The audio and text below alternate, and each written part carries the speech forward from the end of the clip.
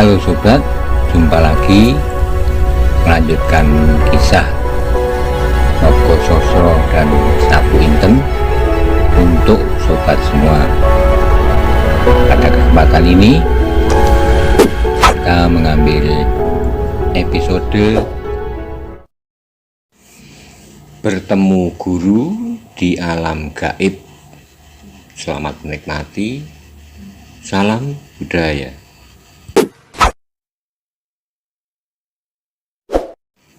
Pada episode sebelumnya dikisahkan bahwa ketika Maiso Jenar bertarung melawan orang yang mirip Maiso Jenar, kemudian Maiso Jenar menggunakan Aji Sosrobilowo untuk menyerang orang itu. Kemudian orang itu lari masuk ke dalam gua. Maiso Jenar pun mengejarnya. Bagaimana kisah selanjutnya? Simak bersama-sama. Monggo kula aturi subscribe, like, komen, soho, share. Matur nuwun. Untuk beberapa saat Maiso Jenar berdiri termangu-mangu. Namun ia tidak mau kehilangan waktu. Segera ia berjongkok dan mendengarkan setiap desir dalam gua itu. Kalau lawannya telah memancingnya dan kemudian membinasakannya pada saat ia merangkak masuk. Tapi kemudian Maiso Jenar mendengar suara terbatuk-batuk tidak di depan mulut gua. Agaknya lawannya telah mengalami luka di dalam dadanya. Dan sekaligus ia mengetahui bahwa lawannya tidak pula berada di muka mulut gua itu. Sehingga dengan demikian segera ia melontarkan diri masuk ke dalamnya. Untuk beberapa saat ia membiasakan matanya di dalam gelapnya gua. Dan setelah itu ia perlahan-lahan berjalan sambil memperhatikan setiap suara yang didengarnya. Sekali lagi ia mendengar suara lawannya terbatuk-batuk, dan karena itulah ia dapat mengenal arahnya. Dengan hati-hati Maiso Jenar menyusur dinding gua mendekati arah suara itu. Dan karena ketajaman telinganya, akhirnya Maiso Jenar menjadi semakin dekat. Tetapi agaknya orang itu pun bergerak pula semakin lama semakin dalam dan melewati berpuluh-puluh cabang yang membingungkan. Namun Maiso Jenar telah bertekad untuk mengikuti orang itu sampai ditangkapnya, sebab ia yakin bahwa lukanya tidak akan mengizinkan orang itu bergerak leluasa. Beberapa langkah kemudian tiba-tiba Maiso Jenar tertegun. Ia sampai pada suatu ruangan yang agak lebar dan tidak terlalu gelap. Ketika ia melihat ke atas, nampaklah beberapa lubang-lubang tembus. Dari sanalah cahaya pagi jatuh menerangi ruangan itu, seperti ruangan-ruangan yang sering dipergunakan bermain-main oleh para cantrik. Untuk beberapa lama, sekali lagi Maiso Jenar kebingungan. Sekarang ia sama sekali tidak mendengar suara apapun juga. Suara batuk-batuk orang yang dikejarnya itu pun telah lenyap. Karena itulah Maiso Jenar menjadi marah kembali. Dengan seksama ditelitinya dinding ruangan itu. Kalau ada yang mencurigakan. Tetapi selain pintu masuk yang dilewatinya tadi, sama sekali tak diketemukannya lubang yang lain. Dengan demikian ia menduga bahwa orang yang dicarinya masih berada di dalam ruangan itu pula. Maka sekali lagi Maiso Jenar meneliti setiap relung ruang itu dengan lebih seksama lagi, sambil tetap mengawasi satu-satunya lubang masuk ke dalam ruang itu. Dan dugaannya ternyata benar. Ia terkejut sampai terlonjak ketika di belakangnya mendengar suara tertawa yang lunak perlahan-lahan. Cepat-cepat ia memutar diri dan bersiaga. Benarlah bahwa yang berdiri di hadapannya di samping sebuah batu yang besar adalah orang yang dicari-carinya. Kau tak akan dapat melepaskan diri, kata Maesa Jenar. Orang itu tidak menjawab. Ia maju berapa langkah mendekati Maesa Jenar. Langkahnya tetap tegap dan cekatan. Karena itu maka Maesa Jenar terkejut karenanya. Kalau demikian maka orang itu dapat melenyapkan luka-lukanya hanya dalam waktu yang sangat singkat. Namun demikian Maesa Jenar masih belum yakin bahwa orang itu telah bebas sama sekali dari akibat pukulannya. Maka katanya sekali lagi, katakan sekarang di mana Arya Saloka? Orang itu berhenti beberapa langkah di hadapannya dalam keremangan. Terdengarlah kembali ia tertawa perlahan, kemudian jawabnya, kau telah mencoba menirukan Aji Sosrobirowo, tetapi sayang, jelek sekali. Mendengar ejekan itu, darah Maesa Jenar menggelegak sampai ke kepala. Ia tidak dapat lagi mengendalikan perasaannya. Karena itu sekali lagi ia meloncat menyerang dengan sengitnya. Kembali terjadi sebuah pertarungan yang hebat. Dua kekuatan yang tangguh saling berjuang untuk mempertahankan nama masing-masing. Tetapi beberapa saat kemudian Maesa Jenar menjadi gelisah kembali. Orang itu sama sekali telah terbebas dari luka-luka akibat pukulan yang luar biasa. Di samping itu kemarahan Maesa Jenar semakin membakar hatinya. Dan apa yang dilakukannya kemudian adalah mengulangi apa yang pernah dilakukan. Dipusatkannya segala kekuatan batinnya, disilangkannya satu tangannya, sedang tangan yang lain diangkatnya tinggi-tinggi sambil menekuk satu kaki ke depan. Ia menggeram hebat siap mengayunkan ajinya Sosrobirowo. Saat sebelum tangannya menghantam lawannya, dadanya terasa berdesir ketika di dalam sekejap melihat lawannya yang mengaku bernama Maesa Jenar, murid Ki Ageng Pengging Sepuh itu, ternyata juga mengangkat satu kaki, menyilangkan tangan kirinya di muka dada, serta mengangkat tangan kanannya tinggi-tinggi. Meskipun demikian, Maesa Jenar sudah tidak sempat lagi membuat bermacam-macam pertimbangan. Apa yang dilakukannya kemudian adalah dengan garangnya ia meloncat dan menghantam lawannya dengan sepenuh kekuatan, dialasi dengan ajinya Sosrobirowo yang sangat dahsyat itu. Tiba-tiba pada saat itu pula ia melihat lawannya itu pun berbuat demikian pula, sehingga terjadilah benturan yang maha dahsyat. Maesa Jenar merasakan seolah-olah berpuluh-puluh petir meledak bersama-sama di hadapan wajahnya. Udara yang panas yang jauh lebih panas dari api terasa memercik membakar seluruh tubuhnya. Setelah itu pemandangannya menjadi kuning berputar-putar. Semakin lama semakin gelap. Akhirnya tanah tempatnya berpijak, seolah-olah berguguran jatuh ke dalam jurang yang dalamnya tak terhingga. Setelah itu tak satu pun yang diingatnya. Ia tidak tahu berapa lama pingsan. Yang mula-mula terasa olehnya adalah tetesan air yang membasahi wajahnya. Perlahan Maesa Jenar mencoba membuka matanya. Mula-mula pemandangan di sekitarnya masih nampak hitam melulu. Tetapi lambat laun nampaklah samar-samar cahaya matahari yang menembus lubang-lubang di atas ruangan itu semakin lama semakin terang, sejalan dengan perkembangan kesadarannya. Kemudian ketika pikirannya sudah semakin terang, terasalah bahwa seluruh tubuhnya basah kuyup. Agaknya seseorang telah menyiramkan air untuk membangunkannya. Perlahan Maesa Jenar berusaha untuk mengingat-ingat apa yang terjadi.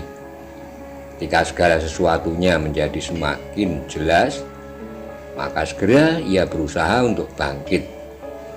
Tapi agaknya tubuhnya terasa dicopoti segala tulang-tulangnya. Karena itu ketika ia mencoba mengangkat kepalanya, Kembali ia jatuh terbaring. Darahnya serasa menguap ketika ia mendengar di sampingnya suara tertawa lunak perlahan. Segera ia mengenal siapakah orang itu. Namun bagaimanapun juga ia sama sekali tidak mampu berbuat apa-apa. "Kisanak," terdengar orang itu berkata, "jangan mencoba-coba menjadi rangkapan Maesa Jenar, murid Ki Ageng Pengging Sepuh. Meskipun tiruan itu sudah kau lakukan dengan seksama, namun kalau kebetulan kau bertemu dengan orangnya seperti sekarang ini, segera akan dapat dikenal kepalsuanmu. Meskipun demikian, aku menjadi heran pula bahwa apa yang kau lakukan sudah hampir dapat menyamai apa yang aku lakukan. Dan agaknya kau telah mencoba pula mendalami ilmu Sosro Birowo. Aku tidak tahu dari mana engkau pelajari ilmu itu. Namun dalam beberapa hal telah benar-benar mirip dengan Sosro Birowo yang sebenarnya." Mendengar ucapan-ucapan itu, telinga Maesa Jenar rasanya menjadi terbakar. Ia menggeram beberapa kali, namun ia sama sekali tidak dapat berbuat sesuatu. Ia hanya dapat menggerakkan kepalanya dan melihat orang yang mengaku bernama Maesa Jenar itu duduk dengan enaknya di atas sebuah batu padas di sampingnya. Beberapa saat kemudian orang itu kembali berkata, "Aku tidak sabar menunggu orang tidur terlalu lama. Karena itu aku menyiramu dengan air. Ternyata engkau terbangun karenanya." Maka Maesa Jenar ingin berteriak memaki-maki, namun suaranya tersumbat di kerongkongan. Yang terdengar hanyalah sebuah desis kemarahan.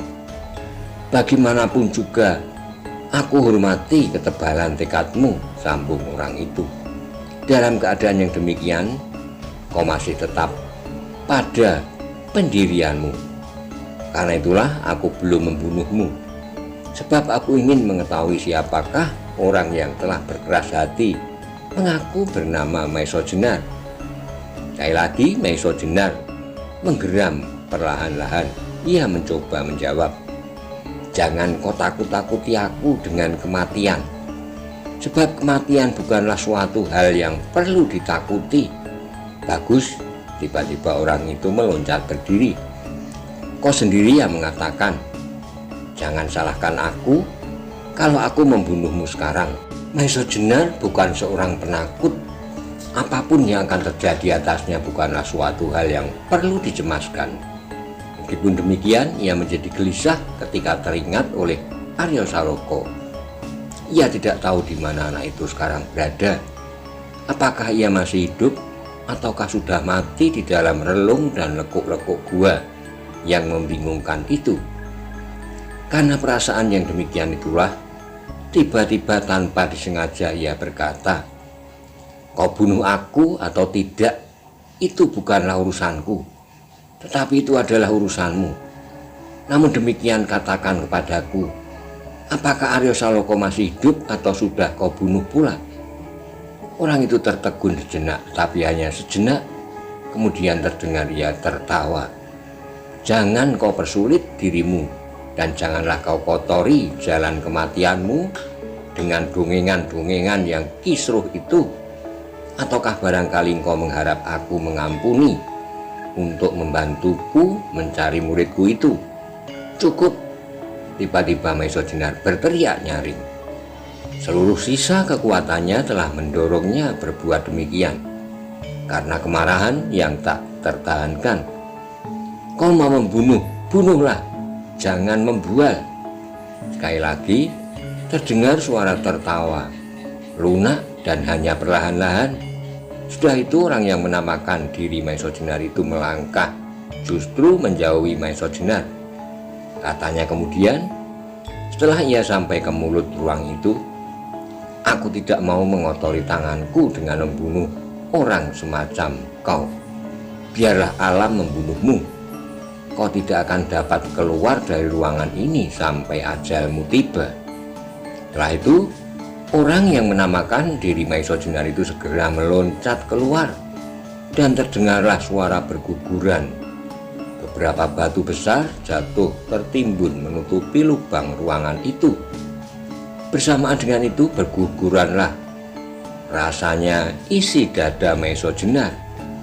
Ia ditinggalkan dalam ruangan tertutup dalam keadaan yang demikian.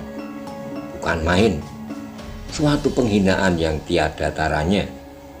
Bagi seorang laki-laki, ia lebih senang hancur di dalam suatu pertempuran daripada dibiarkan mati kelaparan di dalam sebuah gua. Karena itulah dirasanya seluruh tubuhnya mendidih, seluruh isi rongga dadanya menggelegak seperti akan meledak. Terasa betapa darahnya mengalir cepat 2 kali lipat. Tetapi karena itu pula lah terasa kekuatannya timbul kembali oleh dorongan perasaan yang meluap-luap. Dengan demikian maka sedikit demi sedikit Maesa Jenar mulai dapat menggerakkan tubuhnya, sehingga beberapa saat kemudian ia telah mampu untuk mengangkat tubuhnya dan duduk tegak.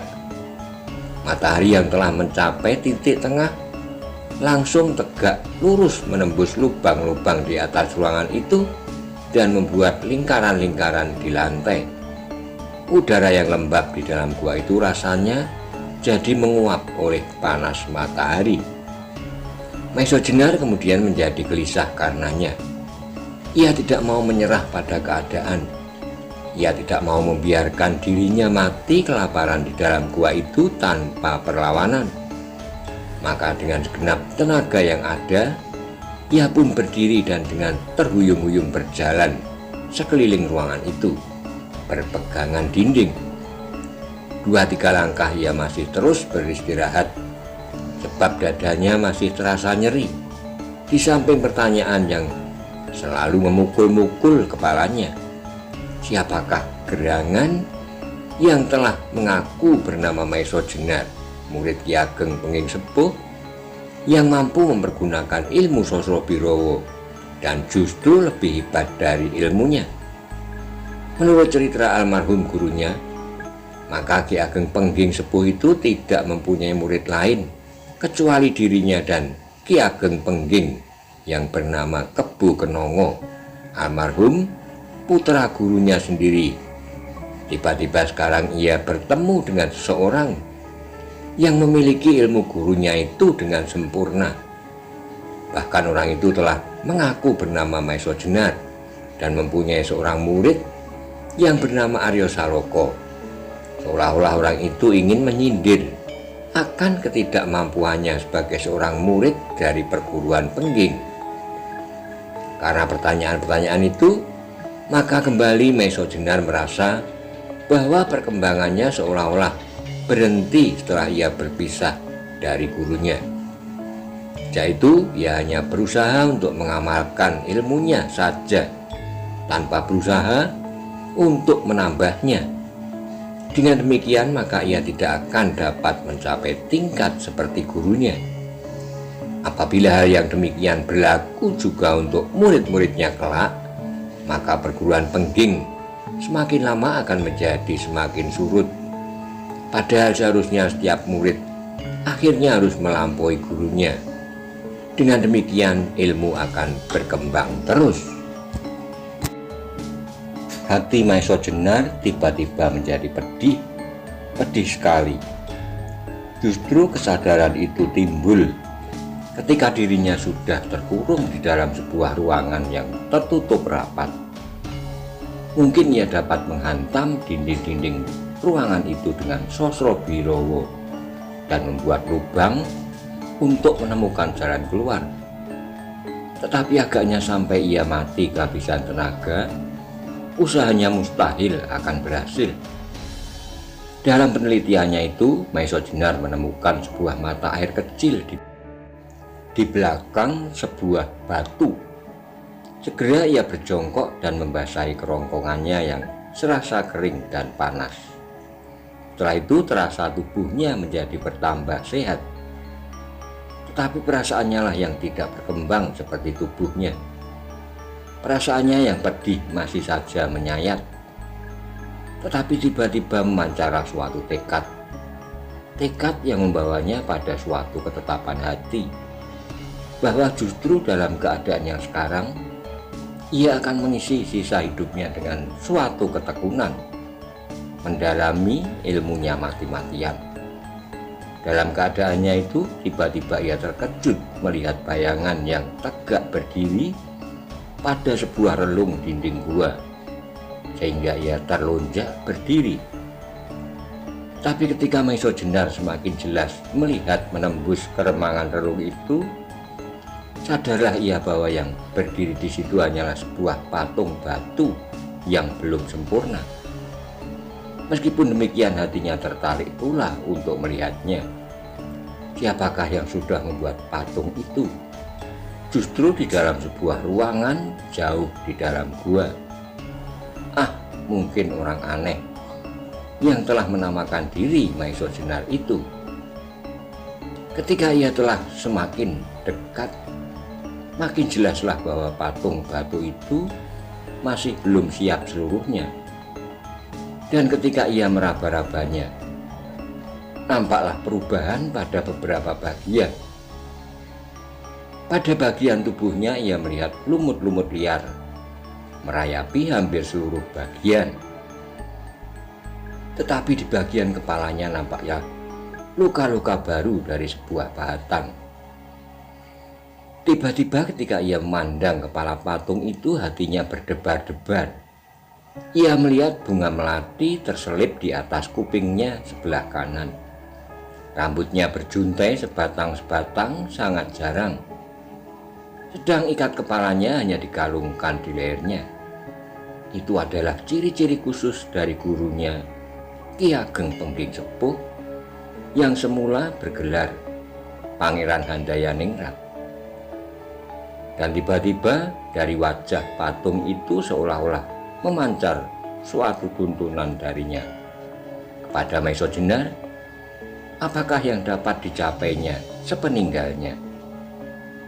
Oleh pemandangan yang tak disangka-sangka itu, hati Maiso Jenar seperti dicengkam oleh suatu keadaan gaib.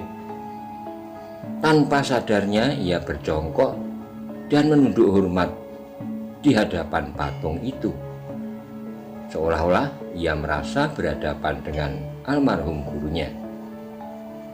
Beberapa lama kemudian barulah ia tersadar, yang berdiri di hadapannya tidak lebih dari sebuah patung. Patung yang mempunyai ciri-ciri khusus seperti gurunya. Meskipun pahatan wajahnya tidak sempurna, namun demikian Maiso Jenar merasa bahwa patung itu dapat menjadi daya pengantar untuk mencapai suatu pemusatan pikiran terhadap gurunya. Sekali lagi Maiso Jenar merasa berada dalam suatu alam yang gaib. Lewat patung itu ia mengenang seluruh jasa-jasa gurunya, seluruh cinta kasih yang pernah dilimpahkan kepadanya, dan seluruh pelajaran-pelajaran yang pernah diberikan, dari huruf pertama sampai huruf terakhir dalam ilmu tata berkelahi, Joyo Kawijayan, dan Guno Kasantikan. Ia telah menerima pelajaran pula bagaimana ia harus merangkai huruf itu menjadi kata-kata dan kata-kata menjadi kalimat. Dengan demikian sebenarnya ia telah mendapat dasar-dasar pendidikan sepenuhnya, bahkan sampai pada Aji Sosrobirowo yang dahsyat itu pun telah dapat dikuasainya. Soalnya kemudian bagaimana ia dapat mengendapkan ilmunya untuk mendapatkan intisarinya. Dalam keadaan yang demikian itulah hati Maiso Jenar menyala berkobar-kobar. Tiba-tiba sekali lagi ia dikuasai oleh keadaan yang khusus. Dengan menyebut kebesaran nama Allah, maka tanpa disadarinya ia mulai menggerakkan tubuhnya. Dimulailah gerakan-gerakan yang pernah dipelajari dari unsur gerak yang paling sederhana. Satu demi satu, kemudian unsur-unsur yang semakin sukar. Seolah-olah ia sedang menempuh ujian di hadapan gurunya sendiri.